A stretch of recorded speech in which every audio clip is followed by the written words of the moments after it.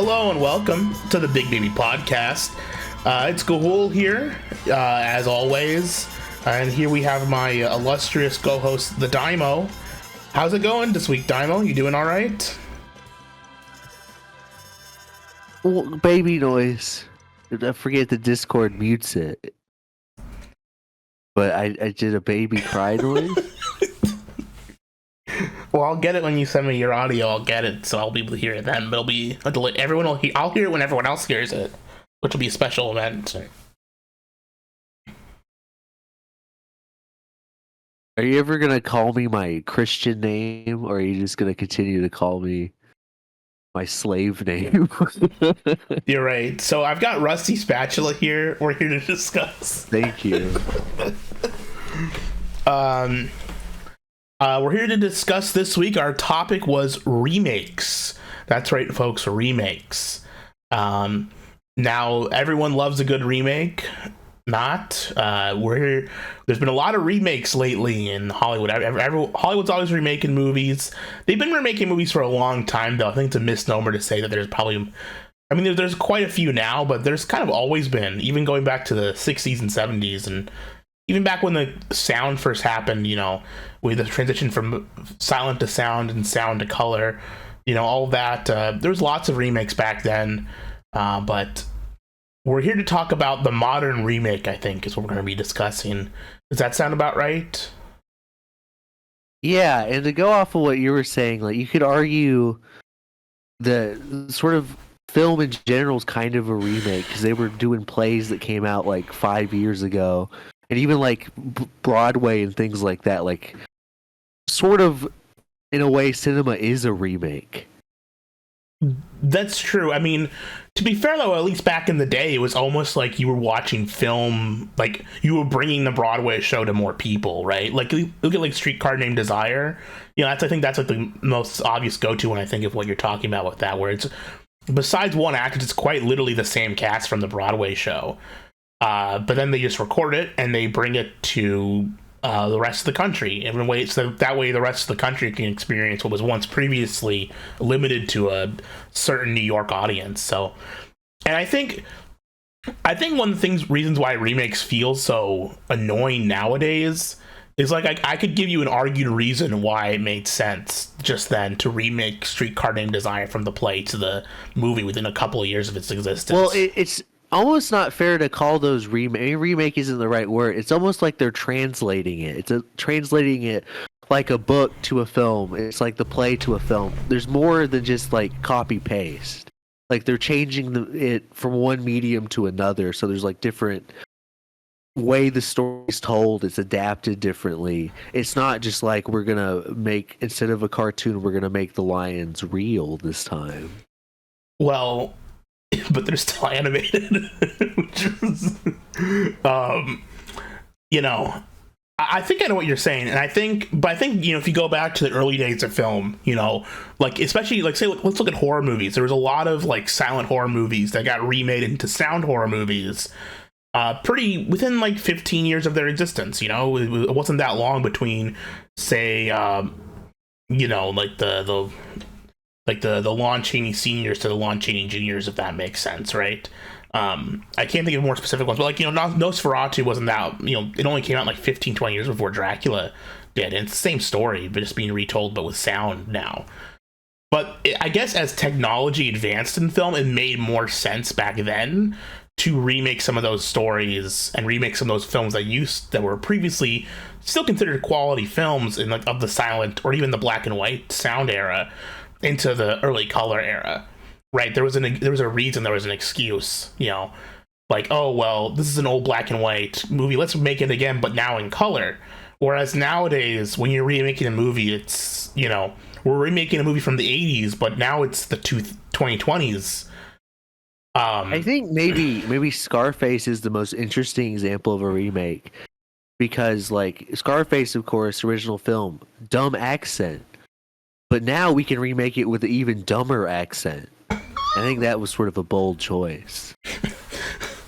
That's true, yeah. And it speaks to me for some reason. Hold up, I have the cops are... Can you just give a second? I'm gonna cut this audio out.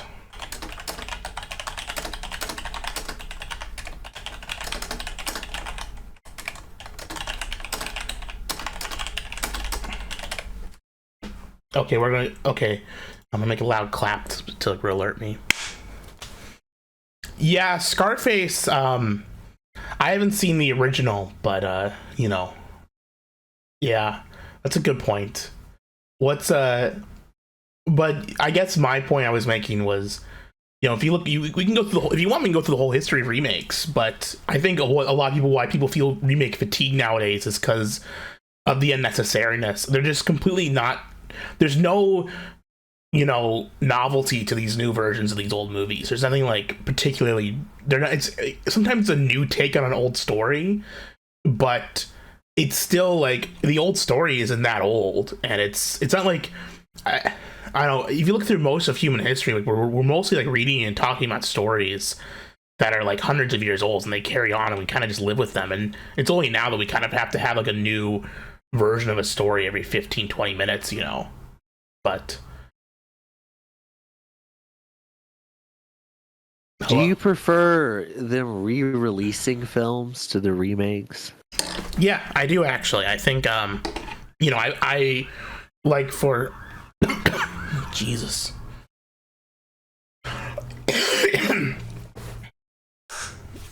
Yeah, I do kind of prefer that. I mean, you look at like the, for example, they almost all movie theaters nowadays will do like old movie releases, but something like the Lord of the Rings trilogy being re-released, I'd rather that than go see a new remake of the Lord of the Rings movies, or like the Spider-Man movies. They were just recently been re-released in theaters, and they're doing quite well, and it's interesting because I don't necessarily see the reason to develop a whole movie remake when you could just put the old movie works just as well. If I want to watch there is something nice about going to see a movie in the theater that I enjoy and I know is going to be good.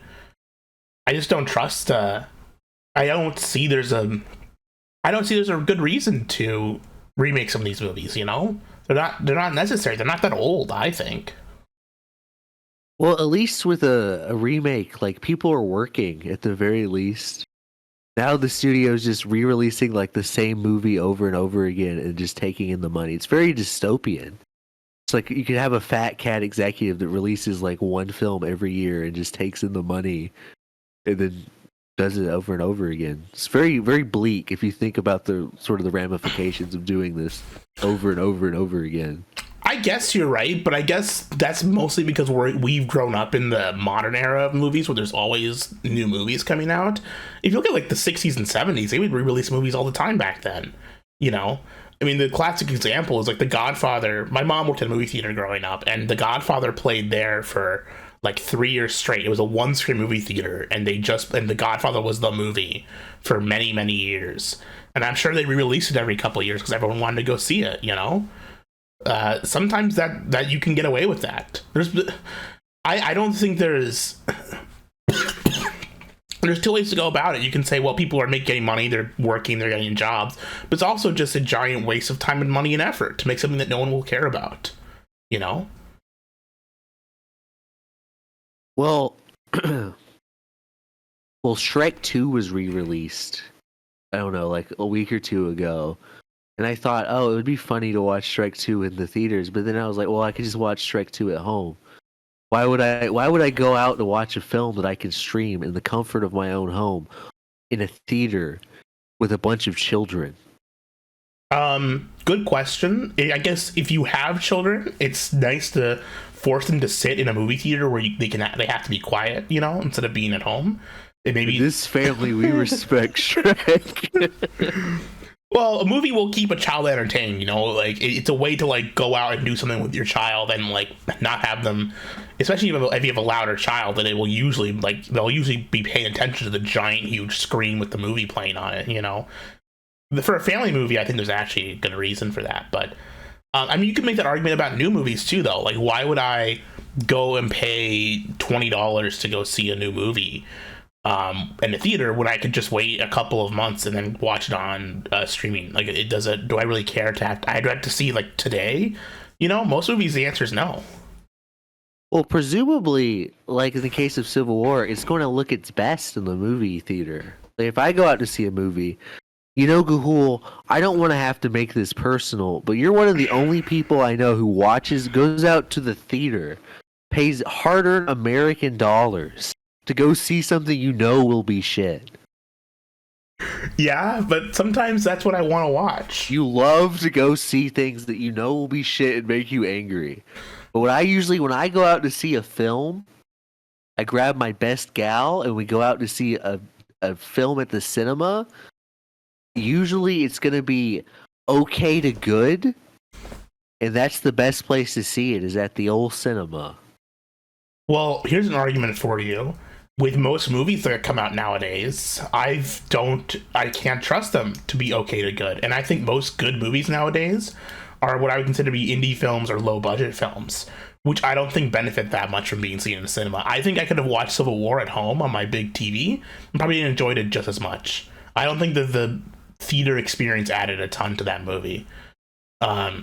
Whereas, for example, if I wanted to go, if I saw Lord of the Rings, seeing Lord of the Rings in the theater, seeing all those those giant battles and the great vistas and the sweeping visuals, seeing that in a theater would probably be much more enjoyable than seeing it at home. I mean, if you want to take in the smell, then perhaps you're right. The same argument for Civil War. Or the American Society of Magical Negroes. The same argument. Or Madam Web. He went there. But let's get back on topic. Whether we think re-releasing all movies is good or bad, I think remakes. There's a lot of good remakes in movies. The question is the act of remaking something that we should stop doing with modern movies? I think I'm gonna bring up a interesting. I watched with my father recently a good chunk of the new Roadhouse movie with Jake Gyllenhaal and Conor McGregor. Did you see that movie? It's on Amazon. No, I'm straight. Yeah, well, if you're straight, you should probably watch Roadhouse. With it's a masculine movie about guys beating each other up. Go on. Anyways, I'm gonna get more belligerent as this podcast goes on. So, in preparation, for no reason, I watched the original Roadhouse with Patrick Swayze recently, and that's a shockingly modern-feeling movie that has held up extremely well. But I don't think the new movie is different enough that it's like, well, this exists, it's its own thing. It's set in a completely different setting. The story is quite different, a little bit worse, I think. I think the original story is a bit more interesting and kind of fun. But it's a different story, and centers around MMA stuff now, and it's a very different movie. But it also is the exact same basic plot of guy comes into town to be the bouncer at a bar, and then has to stop this criminal network from using the bar for their nefarious deeds. It's the same plot, but I don't think that the original Roadhouse movie, it's a pretty good movie. It's got solid action. It's paced very much like a modern movie. I know a lot of people, when they watch old movies, especially, we were watching when I was in school, we were driving down on a road trip for band, and we were watching the Star Wars movies. Me and my friend, we decided to put on the TV because we were up in the front. We decided, well, we want to watch Star Wars movies because everyone, people like Star Wars, it'll be easy enough. People will like that. And they come up and they said, hey, put in something else. This is boring. They couldn't watch, I think we were watching Empire Strikes Back, and they said it was too boring for them to watch. Which, I don't know how you feel about those Star Wars movies, but I don't think they're necessarily boring, the original 3 movies, but they were so bored to tears by them. So maybe my opinion and perception of what's a modern paced movie is totally off the wall, and people need to have schizophrenic pacing and crazy colors happening at all times. But the original Roadhouse, it feels like a modern movie. It feels like you could, if the exact same Roadhouse movie was released today, I mean, they wouldn't, but it's a little bit dated, but it would be fine. It wouldn't be that different. It would probably do pretty well. What do you think about what I'm saying? I agree. I think a lot of these. I think we're sort of talking around the central issue, which is why the intention of why these remakes are made, which is sort of the problem, which is the only reason that Roadhouse was made was not because someone had an idea or a vision or an inspiration. It was because people recognized the name Roadhouse. It's just pure brand recognition.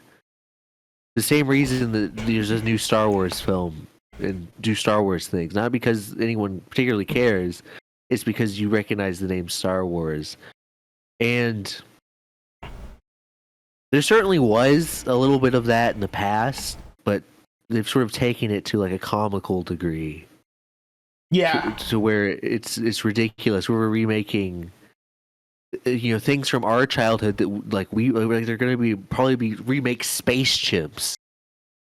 Because somebody remembers Space Chimps. I'd watch a Space Chimps remake. Let's do it.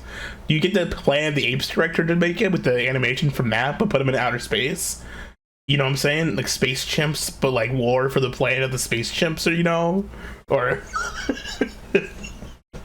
get the guy who directed the Batman to do it. People be all on board. Let's do it. I'm ready. I'm inspired now. Let's do it. I don't think that's your problem. You don't think. I don't know if you could make a good Roadhouse remake, because what could you possibly do interesting? I haven't seen Roadhouse because I just honestly just don't care about that concept of a film. I'm sure it's fine. I know enough people like it. It's a fun movie. It's just a very simple, fun movie. The ending's what makes it really interesting, because it's like the Patrick Swayze does not kill the bad guy. All the townspeople come up and like they shoot the evil bad guy, and the sheriffs walk in. They were like, "What's going on here?" None of the townspeople will tell who shot him or talk about it. So it's kind of like, oh, the town people, they're the ones who kicked this guy out. But the new movie, it's set in the Florida Keys, and it's Jake Gyllenhaal, instead of being just like this tough guy bouncer, he's a former UFC fighter. And I guess that's the modern twist. It's in a different location, and it's got like it's in a different spot. The bar is somewhere else. It's slightly lower in latitude. Instead of being like in the Midwest or like the kind of like Mid-South, it's in the Florida Keys. And a gator kills someone. Do you want to make a film called Latitude and every shot is slightly lower in latitude? Oh yeah, that'd be kind of fun. We could do Ladies with Latitude, and it'd be like just a bunch of girls being angry at each other. It's a lesbian film. Like Joel Coen's whatever the movie with the dildos in the trunk, Oh yeah. And they go on a road trip, and then the further south they go, the more angry they get. That'd be kind of fun. Because you could make the argument that like Scorsese and Tarantino and those sort of directors pretty much only make remakes. Well, especially Tarantino pretty much only makes remakes anyway. I think there's a big difference between. I'm not going to defend Tarantino, but there's a big difference between basically copying another movie and making a remake of a movie and using the same name of a movie that existed previously to prop up your ideas in films. Because like Tarantino just like steals stuff from other movies he likes, but he steals things from different movies. At least it's like he's making a shitty mixtape.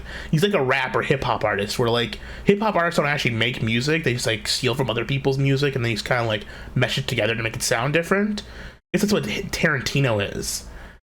He just steals from a bunch of other previous, he steals from anime and westerns that he liked when he's watched once, and then just kind of throws it into a blender and mixes it all up.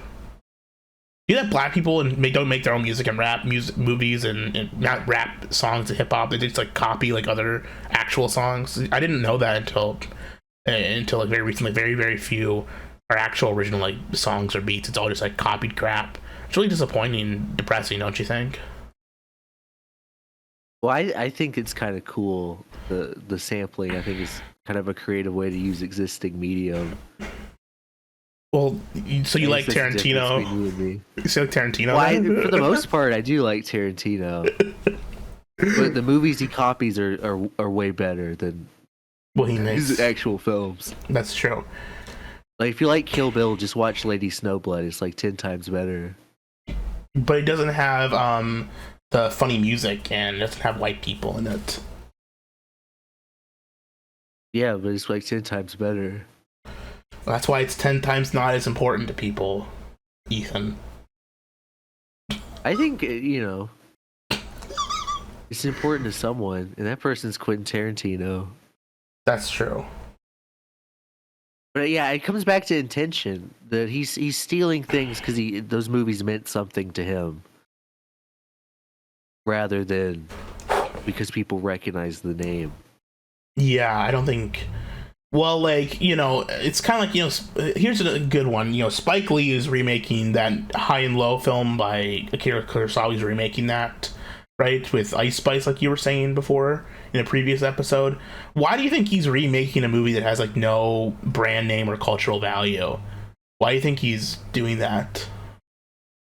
I like to think this to personally upset me. Because he hates you specifically? He hates me specifically, yes. That's interesting. He's done this. He essentially remade, almost shot for shot, the Park Chan-wook film Thirst as well. So this is not the first time I've encountered this. Of course, he remade Old Boy.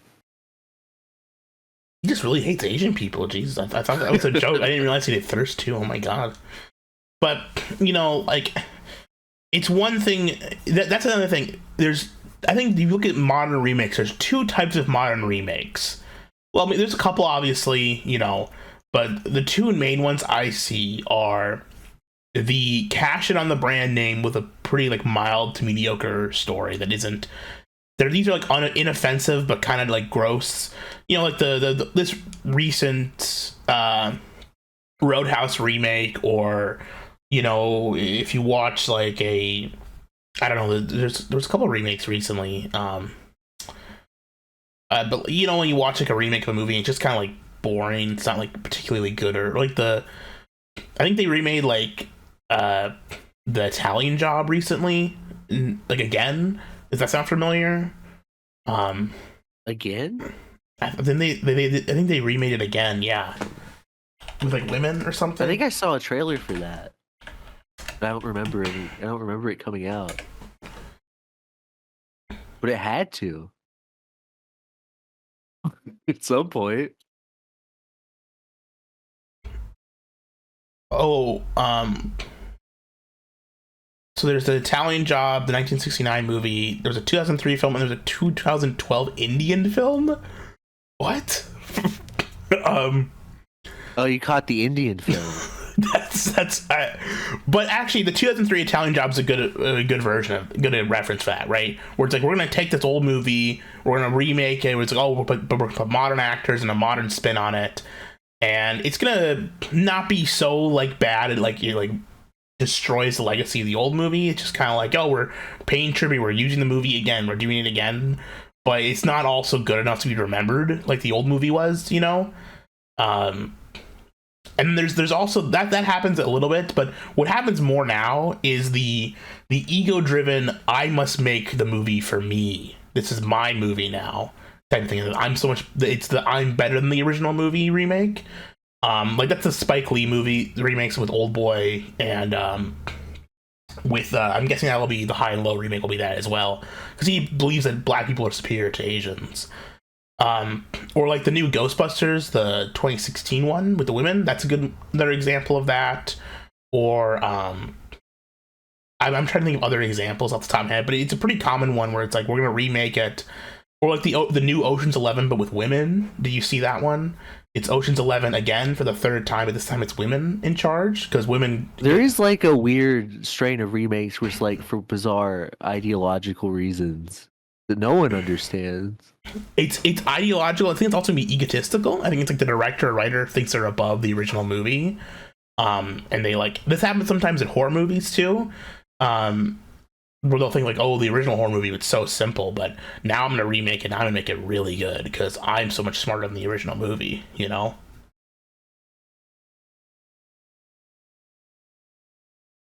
I am.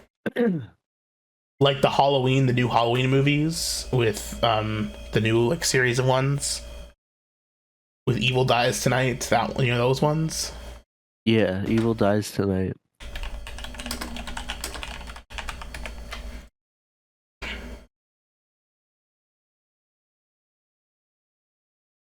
Or like The Exorcist Believer. Remember? Do you see that one? That's like the new like second like the new like retcon sequel to the Exorcist series, where it's like where like it's all the religions will have to work together to defeat the demons, and it's like the white family is evil and stuff. Like because the original Exorcist was just about Christianity. We can't have that. We can't have a movie about Christian demons and horror.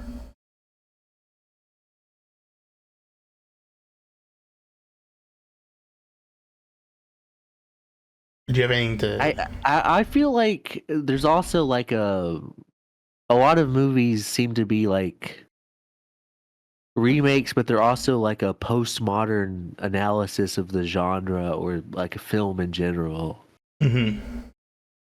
which is annoying. Because that's maybe cute once or twice, but once it becomes more prevalent, the trick no longer works. That's true. Or here's a good like one. Cabin in the Woods. Everybody liked Cabin in the Woods. Do you remember the new Invisible Man movie? Do you remember that one with what's her face, the really ugly actress who no one likes? Elizabeth Moss. Yeah, she's terrible. That movie was really fucking weird. It's about like an abusive relationship. It's like, oh, what if the Invisible Man was a abuser and he had a techno suit to like stalk his ex-girlfriend or whatever, you know? What's the original premise of the Invisible Man? A guy takes a drug that turns him invisible and he goes crazy because he turns invisible. I thought it was like a horny thing, like he became horny and groped people. No, that might have been the Invisible Man porno parody you watched. My mistake.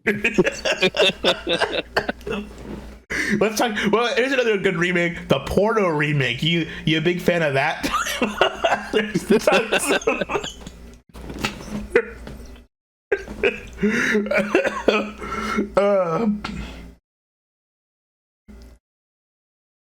I don't know. People seem to think that the porn remakes are so funny, and it's like, okay, ha ha ha, they have sex. SpongeBob has sex. Ha ha ha. SpongeBob doesn't have sex. He's a cartoon.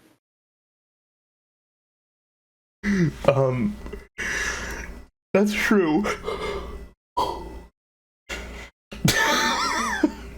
That's like Brad Jones' entire career is doing what you just did there. That's like the entirety of the Cinema Snob. Watching the ET porno for a living.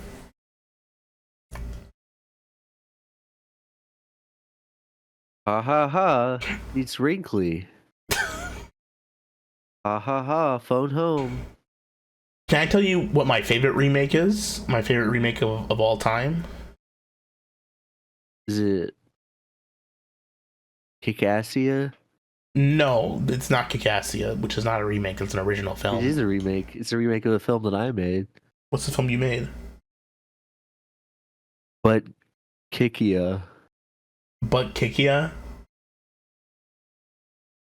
When did that come out? Go on. When did you release But Kikia into 2003. Really? When you were 6? Or 5? Or 4? When you were a little baby? Go on. My favorite remake is The Mummy with Brendan Fraser. That's my favorite remake of all time. Because it is the story of the mummy, and it's technically a remake of the original like classic horror movie monster mummy, but it's a totally different genre. It's a totally different thing. It doesn't do anything to distract from the original. It doesn't make the original obsolete or not interesting, and it is instead a very fun action adventure movie with directed by a man from the city I grew up in. Actually, he didn't go to the same high school as me, but he went to high school very close to me. Stephen Sommers, a very good. I like Stephen Sommers a lot, even though many people don't like Stephen Sommers. I do. And I really like The Mummies. I think it's a great remake. I think it's a good like textbook example of taking like the name of a movie that people know, but doing something so different with it that it becomes its own thing that just adds to the original. It doesn't detract from the original movie, and it just becomes its own thing instead. I think that's a good remake.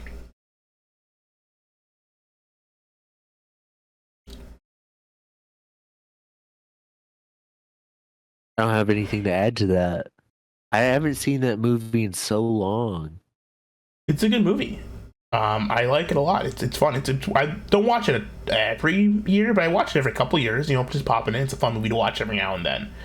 It's a nice, good adventure film. I remember the scarabs crawling the skin. Yeah. I remember that Rachel Weisz looks perfect. Wow. Horny.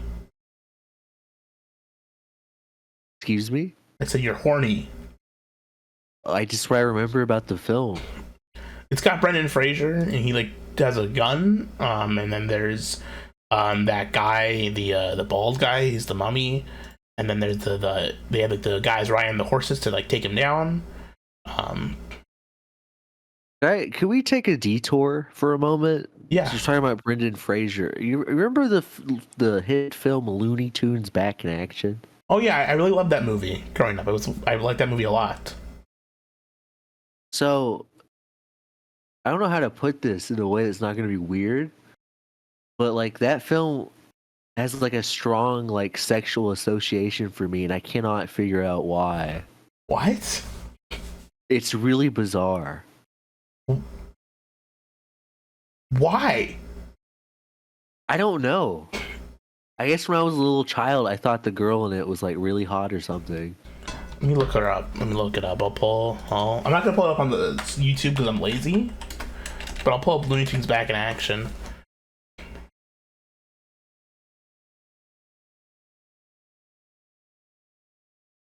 You thought that girl was attractive? I mean, she's not like ugly, but she's not like, you know. Yeah, I mean, I saw it like somewhat recently, maybe last year, and like she's not anything to write home about. It's very bizarre. So if anyone wants to figure out who molested me and why during Looney Tunes Back in Action, I would really appreciate it. I had the Looney Tunes. You know, my most vivid memory about that movie is it's not the movie; it's the game that was based off the movie for the GameCube.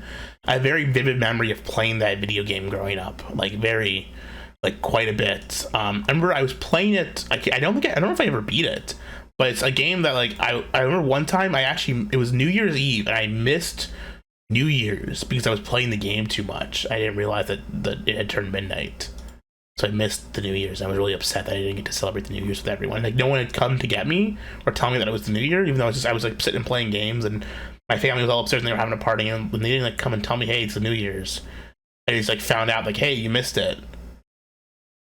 And I remember that, so I kind of like always had like I feel like this like sinking like feeling in my stomach every time I think about that movie and game now. But I think it's a great movie. It's very, very fun. Do you have a film that you have like weird childhood sexual associations with, Gahoole? I'm not going to talk to you about that. Okay, I just thought it was interesting. I don't actually know if I do. That's a very I don't know. It's a weird thing to think about. Well, it's not like something I contemplated; it just sort of happened. Yeah, well, organically. I can't think of anything off the top of my head that's like that right now. Actually, I'm sure there is. I just don't remember it. If I think of it, I'll bring it up in another episode. Okay. Leave a comment if you want to know which childhood film makes Gahoole horny.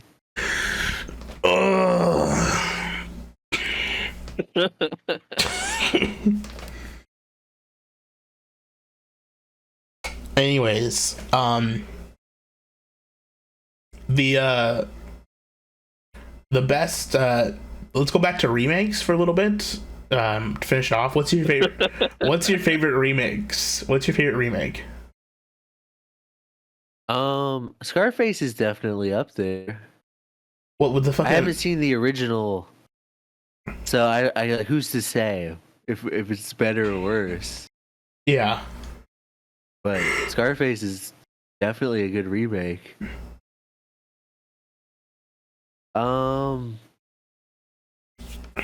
Let's see.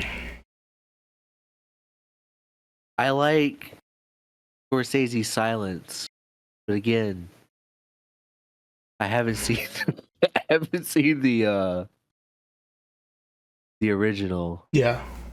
Okay. I'm trying to think of something that I've seen.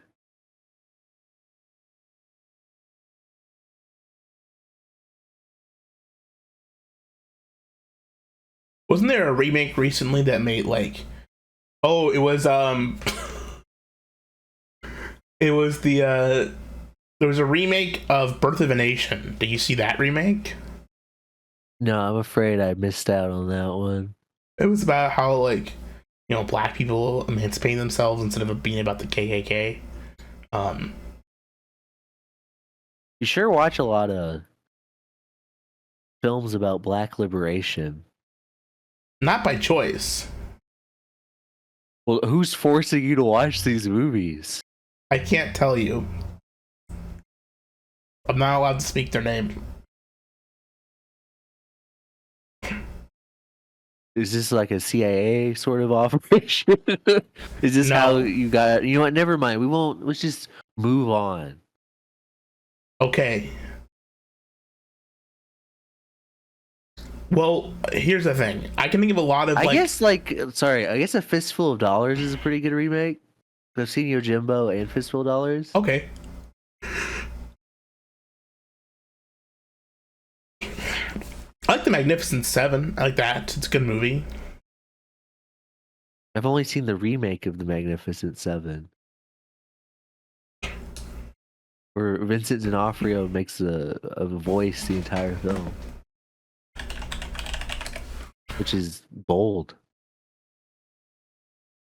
What about like the Ridiculous Six? That's a better movie, I think, with Adam Sandler. Is that the movie where the donkey shits for like 10 minutes? Yeah, hot take. I think, unironically, I will stand by. The Ridiculous Six is a better movie than The Hateful Eight. It's a much better movie. I haven't seen The Ridiculous Six, but I'm just going to say no. Why? Hateful Eight's gonna have to say terrible. I'm going to have to say no. Hateful Eight is not terrible. It's a shit movie. So fucking stupid. It has some stupid moments, but just visually, it's very good. It's just a fucking cabin in the woods, dude. Like, come on. Wrong. Right. Tombstone's a remake, technically. I like Tombstone. It's a lot of good westerns that are remakes, and, Anyways.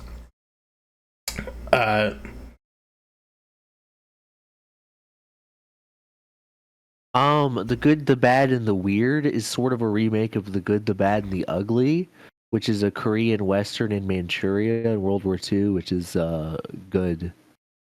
I really like. Okay.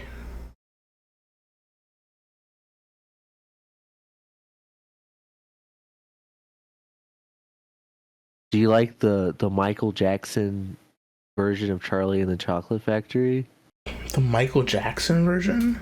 Where Johnny Depp looks like Michael Jackson. Oh. Behaves like Michael Jackson. I thought it was like made by Michael Jackson. That would have been an interesting movie if he made that, actually. But no, I don't like that. I also don't like the new Wonka movie with Timothée Chalamet. Did you watch that? I think I caught like some of it on TV, actually. It was on television at a hotel I was staying at, and there was nothing else on, so I watched that. I like Shin Godzilla. That's not really a remake. You know what? Let me have it. It's like a different movie. I mean, I guess you could say a lot of the Godzilla films are remakes. Godzilla -1 is a remake technically, right? I would consider that a great movie. But like the it's so like, I think Godzilla movies get a pass. I think that's not really remakes. I think it's just the next Godzilla movie. It's a series.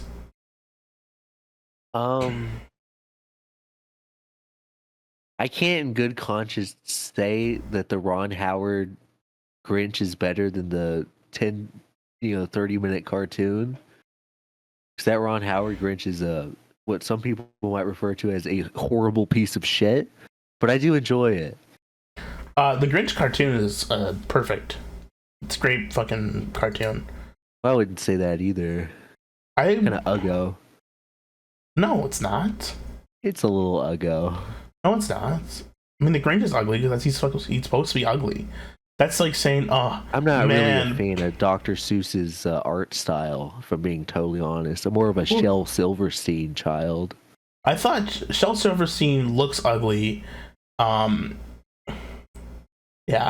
that's the sentence. That's it.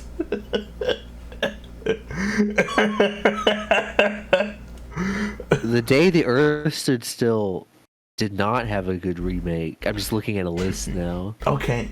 Well, here's what I would say. I think on a whole, there's lots. If we could tomorrow remove every remake from the history of film, would and prevent remakes from ever existing in film from now until the end of time, would you do it? No. Hell no. I think I might. That's because you're a dirty You know, dare I say, maybe this is many podcasts are we in? This is the one where I declare that you hate fun. You hate fun. You hate joy. You hate smiling. I'm smiling right now. Would it be gay if I said Phantom of the Opera 2004? Pretty good remake. I like that. I like the musical one. I really like that movie. It's really good. So good. But I hate fun and joy. I don't know if it's just because I was a little. I don't know if it was. It's because I'm a little child when I saw it. I don't know if I saw it today if I would like it as much. But I was a little baby child.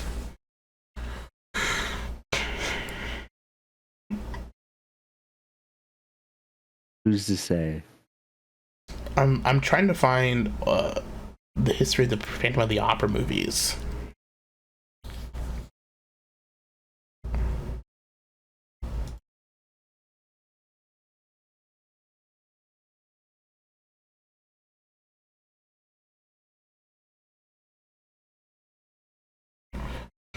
Da na na na na na na na na na na da na na na na da na na na.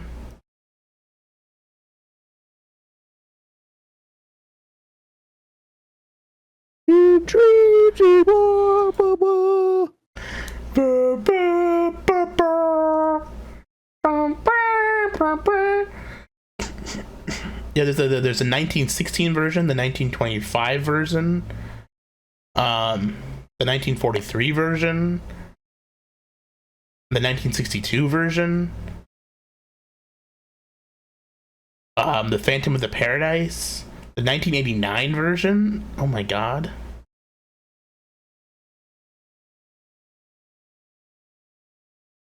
Phantom of the Megaplex, a Disney Channel original movie. Oh my gee. There's been a lot of versions. Okay, if you could get rid of the Disney Channel, if you had a button to completely destroy the Disney Channel, would you do it? I would not, but I hit the button in reverse to start everything but the Disney Channel. So we're all forced to watch just the Disney Channel films. See, you just hate joy. I would destroy the Disney Channel, however. You don't like the Disney Channel original films? You know, I can't say that I'm a big fan. Did you grow up watching? I never watched it as a child. Did you not have cable growing up? No, we had it. I just, probably, my parents could probably take only so much. That's fair. I was a Cartoon Network kid. I didn't really watch it too much, but are you fan? Did your school make you watch High School Musical? I'm curious about this. Did you like? No, that's insane. I had to watch High School Musical too. It was like classes, like we get to like pick a film. It wasn't my school's fault, it was the students' fault. We had to pick a film to watch like the last day of school, and they picked High School Musical too, and we all watched. Oh, I thought you had to do like a report. No, it was just like a fun thing, but like you had to do the fun thing kind of thing, So if you weren't having fun, you just kind of were forced to watch it and torture. What's your favorite song from High School Musical 2? Or first one, whatever one. We're all in this together, and the song, the lyrics go like this. That's like the one where they're playing baseball. He goes like, "I don't dance" while he's dancing. He's still talking about how he's not dancing. I think they play basketball in that film, if I'm not mistaken. No, High School Musical 2, they're playing baseball in that scene, actually. Actually, yeah, that scene specifically they're playing. Well, the guys got a 3-season sport. You know, baseball's a different season than basketball. That's the one with the stick, right? Yeah, the one that you got shoved up your ass by your wife last night. Why would you say that? I guess I shouldn't talk about after what I told you about the Looney Tunes movie. That's why you like seeing his kid in the head by a bat, like the stuff. And you're like, whoa, I want that to be me. I hope people go through that film frame by frame to figure out what's wrong with me. I mean, was it Steve Martin with his like weird face? With he's like the Acme guy with like the hair and the glasses. Look, I will accept any and all answers. Are you gay for Brendan? I see. Look at Fantasia was remade in 2000, and there was a scene in Fantasia where the Jack in the Box came out, and it scared the shit out of me as like when I was like 4 years old. That seared into my mind forever. Wow. We lived, you know, people talk about remakes now, but in the 90s and early 2000s, there were so many remakes. Yeah, it was really bad. It's been bad. There's tons of remakes in the 80s and the 70s. It goes back. Like, it's been going on forever. It just was less, it was less obvious, I guess, because they were remaking things that were, like technologically dated, I guess, would be the best way to put it. And now... I don't know. It seems just as egregious. Like, it was pretty bad. I think... Yeah. With like streaming and stuff, it's just more in people's face. That may be a good point. You sort of have to be more aware. You go into the cinemas. To be fair, Fantasia more often. 2000 isn't a remake; it's a sequel. It's a bunch of new it's a bunch of new songs set to new animation set to new songs. It's not like it's just like redoing the whole plot of the original one with the same songs. It's brand new stuff. This list on IMDb is claiming that Jack Frost with Michael Keaton is a remake of the Jack Frost the serial killer snowman, which is a bold thing to say. I don't think that's fucking true. I think that's... I'd like to think it is. Maybe it was supposed to be. That was the original plan. What do you think about the remake of The Shining? I never watched it. The new I don't, because I just it's not going to be as good. There's no point. Okay. What about let's talk about Stephen King for a minute here. What do you think of the It remake? Is it better than the original TV series? I never watched the original. I did see it, and I found it sort of I would have rather had Tim Curry making noises. Alright. I'm a bigger fan of... I think the original's better. Someone told me I look like the clown from It once. I don't think that's true. The clown from It had more hair. Man. This is a couple years ago when I had more hair, maybe. That was it.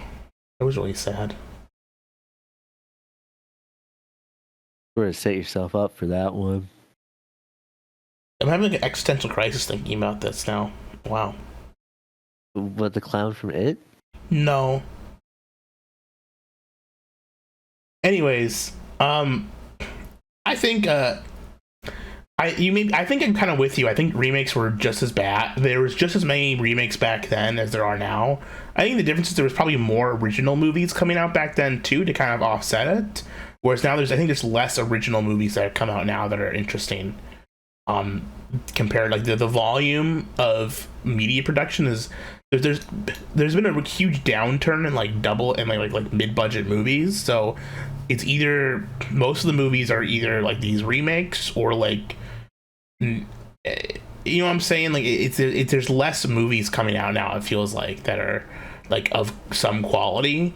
And so the amount of remakes is staying the same, but the amount of other movies has gone down. Is what I think. It feels like because there's such higher budget, they're willing to take even less risks, and so a remake sees like a better gamble because people recognize the names so they'll come out and see it. Like the Planet of the Apes movies. Like, what if they were doing Space Chimps movies instead with that budget and that like design? Like, you think you'd be? Or what if they took that money and just burned it at a theater, so we could all watch the fire? That would be a better use of that money than another Planet of the Apes. They movie. should give me the money instead, and I'll just use it to buy monkeys. And then you can watch monkeys. Or you know what? Just buy a monkey and put it out in front of us. Make it perform plays. We could just record a monkey like beating me up, like monkey fighting. Let's make a movie where like monkeys are bought and sold, like, you know, like cockfighting, but it's like it's like chimp fighting. You know, it's like a monkey with boxing gloves is the poster, and he's got to fight me, and he fights his way up to like fighting real people, and he starts fighting like boxers, and then like he's like a Rocky story, and eventually becomes somehow becomes like leader of the world. Yeah, he becomes like... He fights so good, he becomes the president of the United States. He invokes like a secret hidden clause in the Constitution that's like buried to like allow for the presidency to change hands by combat. And then actually, James Madison explicitly wrote in the chimpanzee boxing clause. And then he has we have like Nicolas Cage as the incumbent president as like a national treasure nod. Yeah, that'd be good. And he's got like the Declaration of Independence framed in his office, and he like looks up at it like like he gives like a knowing glance, and then that's the scene. And then he's like, but it's like a nod. He doesn't actually say anything about it. Okay, how about part of this clause is that if a chimp beats the president in hand-to-hand combat, the ownership of America reverts back to England. Ooh. So then the chimp has to duel the king to become king of the entire British Empire, which is restored if the chimp wins. He has to box like all the former British colonies after he takes over America. He has to go through India, Australia, Canada, and then it's kind of like that's the sequel. It's like, you know, the Monkey Boxer 2 Colonial Rule or whatever. That's a good title. Yeah, that's a good title. And he's got to fight like the presidents of all like the colonial nations, and he's got to like do like a gauntlet challenge of them. And then finally he has to fight the King of England at the end. The King of England is like this, like, you think he's like a frail old like man because he's like just this old like 70-year-old dude, but like he whips off his cloak and he's like jacked. And he's got like these giant boxing gloves he like puts on. He's like ready to go. What if we and the third one could be like Monkey Boxer 3, It Ain't Reich, and somehow the Monkey Boxer accidentally forms the Fourth Reich. That'd be funny.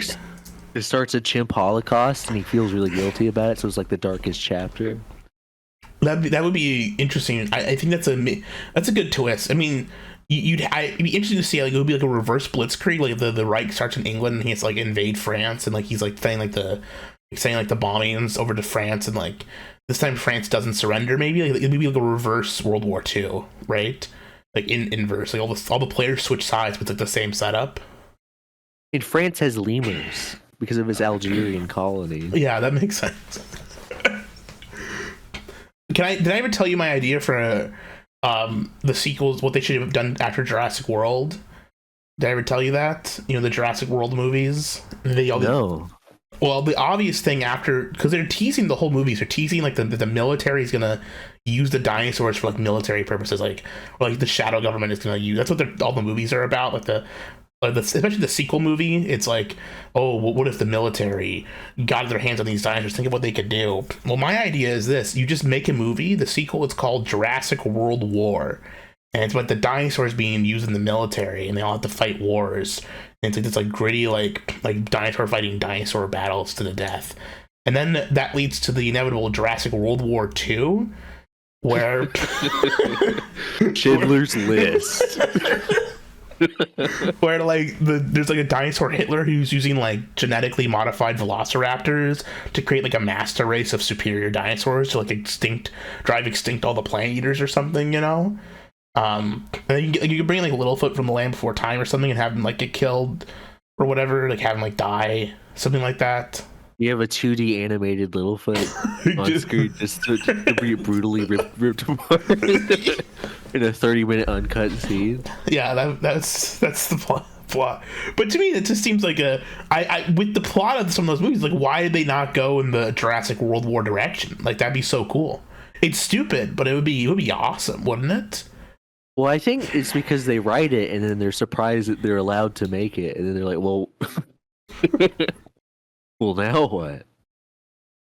But yeah, that would be better. It would be sweet. It'd be like, like the dinosaurs leave the island and they become like a part of the military. It's like, and then you could have like like in Metal Gear Solid 4 where Snake says war has changed, but instead of like fighting giant robots, imagine he's fighting like Tyrannosaurus Rex on the battlefield instead. And maybe in the fourth film, sort of inspired by the greatest sci-fi franchise of all time, the original Planet of the Apes, that maybe the dinosaurs should start keeping humans in cages and things. Like maybe they want to keep war going on so much they have to create genetically engineered humans from fossils because the war has gone on so long. But the dinosaurs need the people to fight. They gotta have their human masters so they can continue to fight each other. They need to grow them from amber they find and restart. They need like the Jurassic Park cycle, but in reverse. They need like the humans to like develop like genetic modifications for them because they can't do it on their own with their open little doors and things because their tiny arms.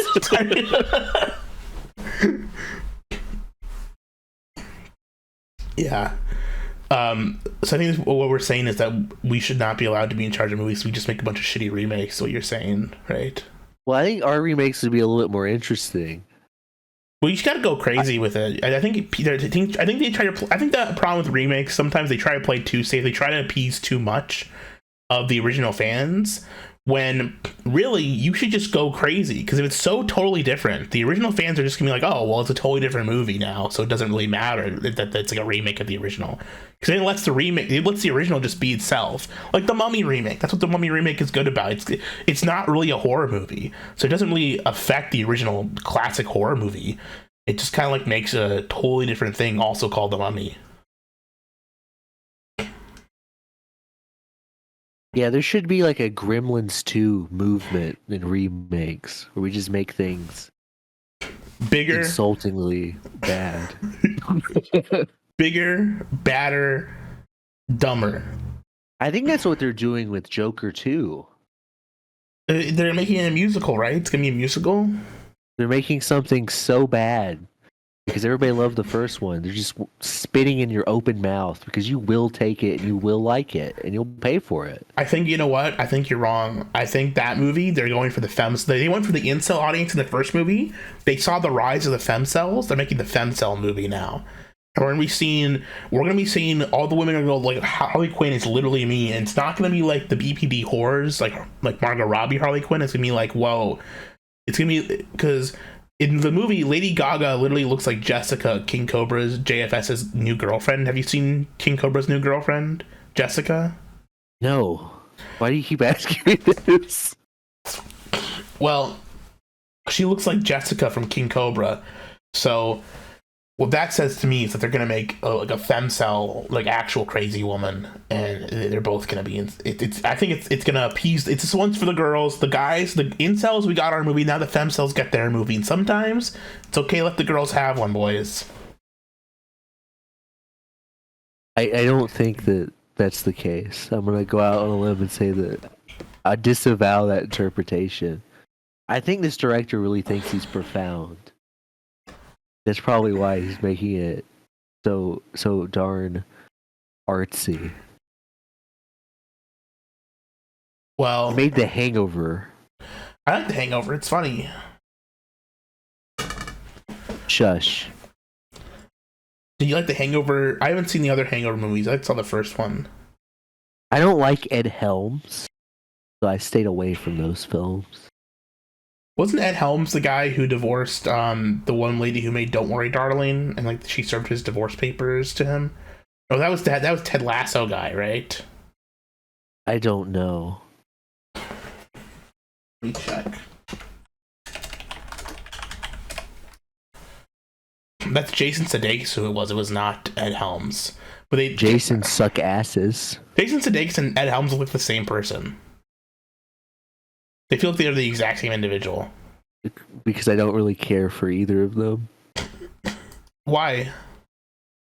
They're just not funny, man. Who do you think would win in a fight? Jason Sudeikis or Ed Helms if they were trapped in a cage? If they were doing a cage fight. Well, Ed Helms is a Georgia boy, so probably Ed Helms. Oh, that's why you don't like Ed Helms, because he's from Georgia, and people just think people like are Ed Helms from Georgia. You know what? I gotta say, he reminds me a lot of you in a lot of ways. That Ed Helms.